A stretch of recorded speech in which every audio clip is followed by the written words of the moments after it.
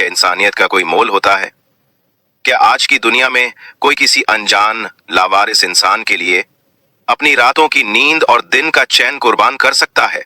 और अगर कोई ऐसा करता है तो क्या उसकी नेकी का कोई सिला मिलता है? ये कहानी है कविता की, एक ऐसी ही नर्स की जिसने एक लावारिस बेबस मरीज में अपने पिता की छवि देखी और उसकी सेवा में अपना सब कुछ लगा दिया। उसे नहीं पता था कि वो मरीज कौन है, कहां से आया है, पर ठीक 1 महीने बाद जब उस मरीज का अरबपति बेटा विदेश से लौटा तो उस सरकारी अस्पताल में जो हुआ उसने दौलत और इंसानियत के बीच की हर दीवार को गिरा दिया। तो चलिए कविता की इस निस्वार्थ सेवा और उसके अविश्वसनीय परिणाम की इस कहानी को महसूस करते हैं।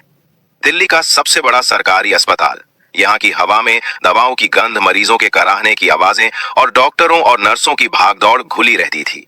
ये एक ऐसी दुनिया थी जहां हर रोज जिंदगी और मौत के बीच जंग चलती थी। इसी जंग की एक सिपाही थी कविता, 28 साल की कविता, जो पिछले 5 सालों से इस अस्पताल के जनरल वार्ड में नर्स का काम कर रही थी। वह एक छोटे से गांव से आई थी और उसके सपने भी छोटे थे, बस अपने बूढ़े माँ बाप की देखभाल करना और अपने छोटे भाई की पढ़ाई पूरी करवाना। कविता के लिए उसकी ड्यूटी सिर्फ एक नौकरी नहीं बल्कि एक मिशन थी। जहां दूसरी नर्सें और कर्मचारी काम को बोझ समझकर निपटाते थे, वहीं कविता हर मरीज की तकलीफ को अपना समझकर उसकी सेवा करती थी। उसके स्वभाव की इसी नरमी और दयालुता के कारण मरीज उसे दीदी कहकर पुकारते थे, पर अस्पताल का सिस्टम और कुछ कर्मचारियों का कठोर व्यवहार अक्सर उसके दिल को दुखाता था, खासकर तब जब कोई लावारिस मरीज आता था। एक लावारिस मरीज यानी एक ऐसा इंसान जिसका इस दुनिया में कोई नहीं होता, न कोई नाम, न कोई पता, न कोई रिश्तेदार। ऐसे मरीजों को अक्सर अस्पताल के एक कोने वाले बिस्तर पर डाल दिया जाता था, जहां उनकी कोई खास परवाह नहीं की जाती थी। 1 महीने पहले ऐसा ही एक मरीज आया था। पुलिस को वो एक पार्क की बेंच पर बेहोशी की हालत में मिला था। एक बूढ़ा आदमी, कोई 70 साल का। उसके कपड़े तो ठीक ठाक थे, पर उसकी हालत बहुत खराब थी। उसके पास ऐसा कुछ भी नहीं था जिससे उसकी पहचान हो सके। डॉक्टरों ने बताया कि उसे ब्रेन हैमरेज हुआ है और वो गहरे कोमा में है। उसके बचने की उम्मीद ना के बराबर थी। उसे लावारिस मानकर वार्ड के सबसे आखिरी बिस्तर, बेड नंबर 24 पर डाल दिया गया। बाकी सबके लिए वह सिर्फ बेड नंबर 24 था, पर कविता के लिए वह एक बेबस, लाचार इंसान था। उसे उस बूढ़े आदमी के झुर्रियों भरे चेहरे में अपने गांव में रहते पिता की झलक दिखाई दी। उस दिन से कविता ने उस लावारिस मरीज की जिम्मेदारी खुद उठा ली। उसका नाम किसी को नहीं पता था, तो कविता ने मन ही मन उसे बाबा कहना शुरू कर दिया। वह अपनी ड्यूटी खत्म होने के बाद भी घंटों बाबा के पास बैठी रहती। वह रोज उनके शरीर को स्पंज करती, उनके कपड़े बदलती और समय पर उनकी नली से जाने वाली खुराक का ध्यान रखती। जब दूसरे कर्मचारी कहते, क्यों अपना वक्त बर्बाद कर रही हो कविता, इसका कोई नहीं है, 2-4 दिन का मेहमान है, चला जाएगा, तो कविता मुस्कुरा कर कहती, कोई नहीं है, तभी तो हम हैं। नर्स का फर्ज सिर्फ दवा देना नहीं, सेवा करना भी होता है। वो अक्सर बाबा से बातें करती, भले ही वे कोमा में थे।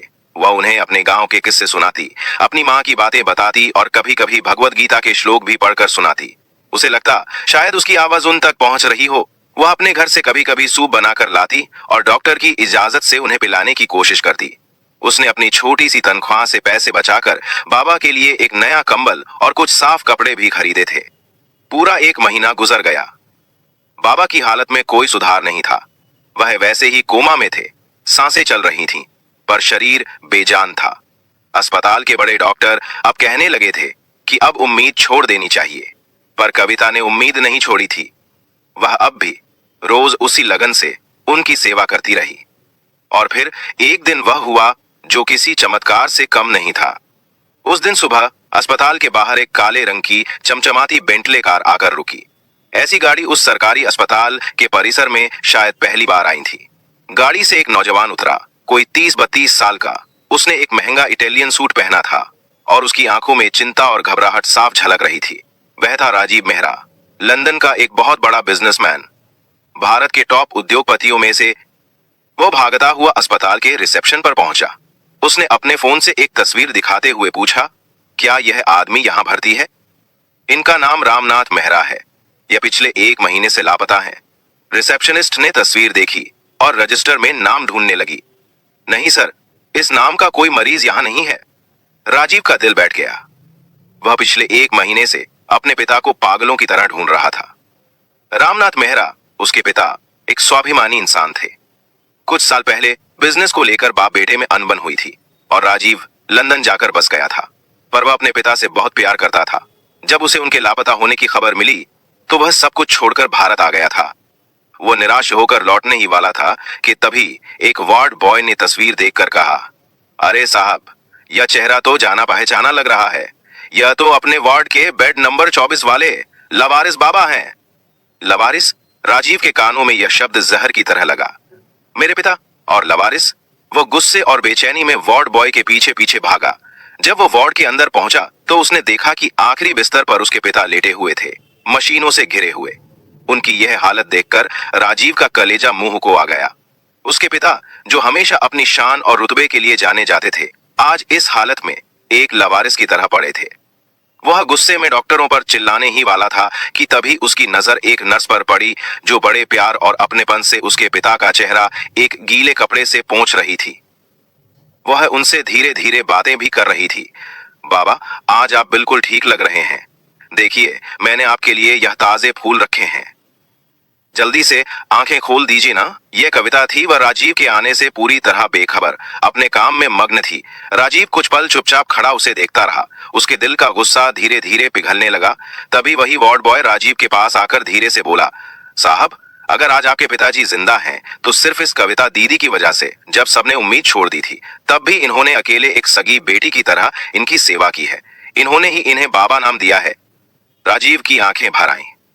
वह धीरे धीरे चलकर कविता के पास पहुंचा। कविता ने किसी को अपने पीछे खड़ा महसूस किया तो मुड़ी। एक अनजान अमीर आदमी को अपने इतने करीब देखकर वह थोड़ी सहम गई। जी कहिए। राजीव ने हाथ जोड़ दिए। मेरा नाम राजीव मेहरा है और ये लवारिस मरीज जिन्हें आप बाबा कहती हैं, ये मेरे पिता हैं, श्री रामनाथ मेहरा। कविता की आंखें आश्चर्य से फैल गईं। क्या आपके आपके पिता? तो आप इतने दिनों से कहां थे? उसकी आवाज में शिकायत और गुस्सा था। राजीव ने नजरें झुका लीं।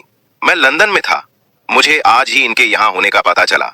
मैं जानता हूं मुझसे बहुत बड़ी गलती हुई है, पर मैं आपका एहसान कैसे चुकाऊं? आपने मेरे पिता के लिए जो किया। कविता ने उसे बीच में ही रोक दिया। एहसान कैसा साहब? यह तो मेरा फर्ज था। मैंने कोई बड़ी बात नहीं की। राजीव को लगा जैसे इस साधारण सी नर्स के सामने उसका अरबों का साम्राज्य, उसकी सारी दौलत, सब कुछ बौना पड़ गया हो। उसने फौरन अपने फोन से देश के सबसे बड़े प्राइवेट अस्पताल में बात की और एक एयर एम्बुलेंस का इंतजाम करने को कहा। फिर वह कविता की ओर मुड़ा। कविता जी, मैं अपने पिता को यहां से ले जा रहा हूं, पर जाने से पहले मैं आपके लिए कुछ करना चाहता हूं। उसने अपनी चेकबुक निकाली और एक बड़ी रकम का चेक काटकर कविता को देने लगा। यह मेरी तरफ से एक छोटी सी भेंट है। कविता ने हाथ पीछे कर लिए। माफ कीजिएगा साहब, मैं यह नहीं ले सकती। मैंने जो भी सेवा की वह पैसों के लिए नहीं की थी। राजीव ने जोर दिया, पर मैं अपने मन की शांति के लिए यह करना चाहता हूं। कविता ने दृढ़ता से कहा, अगर आप सच में कुछ करना चाहते हैं तो बस यह दुआ कीजिएगा कि बाबा जल्दी ठीक हो जाएं। मेरे लिए उससे बड़ा कोई इनाम नहीं होगा। पूरा अस्पताल प्रशासन और बाकी का स्टाफ यह नजारा देखकर दंग था। जिस लाउरिस मरीज को वे बोझ समझ रहे थे, वह देश का इतना बड़ा उद्योगपति निकलेगा, किसी ने सोचा नहीं था। और जिस नर्स को वे पागल समझते थे, वह आज उस अरबपति के सामने एक देवी की तरह खड़ी थी। देवी। राजीव कविता की इस निस्वार्थता के आगे नतमस्तक हो गया। उसने कुछ सोचा और फिर एक ऐसा फैसला लिया जिसने वहां मौजूद हर इंसान को हैरान कर दिया। उसने अस्पताल के डीन को अपने पास बुलाया। डीन साहब, मैं अपने पिता श्री रामनाथ मेहरा के नाम पर इस शहर में एक सुपर स्पेशलिटी चैरिटेबल अस्पताल बनवाना चाहता हूं, जहां हर गरीब और लावारिस मरीज का मुफ्त में इलाज होगा।